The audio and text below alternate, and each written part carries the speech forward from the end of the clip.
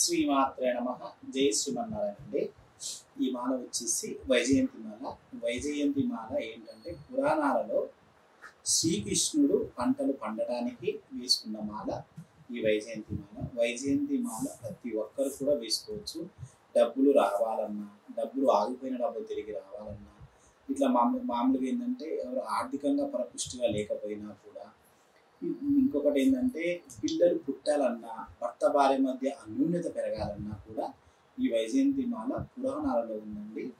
లక్ష్మీదేవి కటాక్షం అంటారు ఈ వైజయంతి మాల. లక్ష్మీదేవికి సంబంధించింది ఏదైనా సరే, మాకు లక్ష్మీ కటాక్షం కావాలి, మనం ఒక మనిషి స్ట్రాంగ్గా ఉండాలి అంటే ఏముండాలండి? డబ్బు మన దగ్గర ఉందనుకోండి, మనం స్ట్రాంగ్గా ఉండగలుగుతాం. వీటికి సంబంధించింది మీరు ఏ పని చేసినా కూడా, నాకు ఆర్థికంగా ఎదగాలి, ఉద్యోగంలో గ్రోత్ రావాలి, నాకు బిజినెస్ బాగుండాలి, ఇంకా మీరు చేస్తున్న పనిలో ఏదైనా కృషి ఉండాలి, నేను ఆర్థికంగా పరిపుష్టిగా ఉండాలి అనుకున్న వాళ్ళు, పిల్లల చదువులు సరిగా చదువుకోకపోయినా కూడా, మారం చేస్తున్నా కూడా లక్ష్మీదేవి కటాక్షం వల్ల పిల్లలు చాలా చక్కగా చదువుతారు. ప్లస్ మీరు అనుకున్న పనులన్నీ కూడా సకాలంలో పూర్తవుతాయి.